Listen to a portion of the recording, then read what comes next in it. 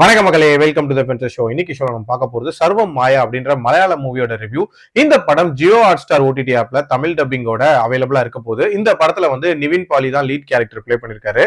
இந்த படம் ஒரு ஃபீல் குட்டான பேய் படம். அதாவது ஒரு மலையாள நம்பூதிரி ஃபேமிலியில பிறந்த நம்ம ஹீரோ தன்னோட மியூசிக் கேரியர் தான் முக்கியம்னு சொல்லிட்டு குடும்பத்துல இருந்து பிரிஞ்சு ஒரு ட்ரூப்ல கிட்டாரிஸ்டா ஒர்க் பண்ணிட்டு இருக்காரு.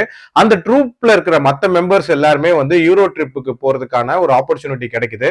ஆனா இவர் பேர் மட்டும் எதிர்பாராத விதமா மிஸ் ஆயிருது. அதனால வேற வழியே இல்லாம சில மாசங்கள் ஊர்ல போய் ஓட்டுற மாதிரியான ஒரு சூழ்நிலை உருவாகுது.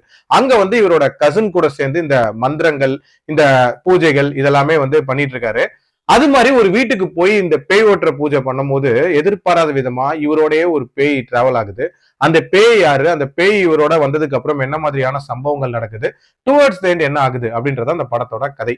வழக்கமான பேய் படங்கள் மாதிரி இல்லாம ஒரு லைட் ஹார்ட்டடான ஒரு பேய் படத்தை கொடுத்ததுக்கு கண்டிப்பா ஒரு பாராட்டுகள் சொல்லலாம். அதே மாதிரி அந்த பேய் கேரக்டர், அதாவது டெலுலு அப்படின்ற அந்த பேய்க்கும் நம்ம ஹீரோக்குமான அந்த பாண்டிங் சீக்வன்சஸ், அவங்களுக்குள்ள ஏற்படக்கூடிய அந்த ரிலேஷன்ஷிப், இது எல்லாத்தையும் ரொம்ப சூப்பரா காட்டியிருப்பாங்க அப்படின்னே சொல்லலாம்.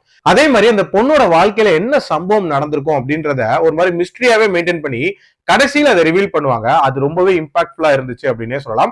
சொல்ல போனா இந்த படத்திலேயே நிறைய ஃபீல் குட் மூமெண்ட்ஸ் அப்படின்றது சூப்பரா ஒர்க் அவுட் ஆயிருந்துச்சு.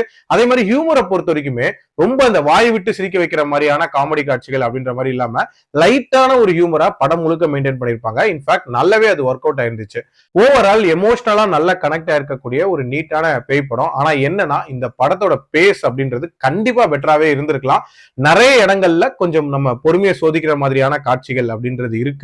சோ அது கொஞ்சம் பெட்டரா பண்ணியிருந்திருக்கலாம். மத்தபடி இந்த படம் ஒரு நல்ல அட்டெம்ப்ட். கண்டிப்பா ட்ரை பண்ணி பாருங்க.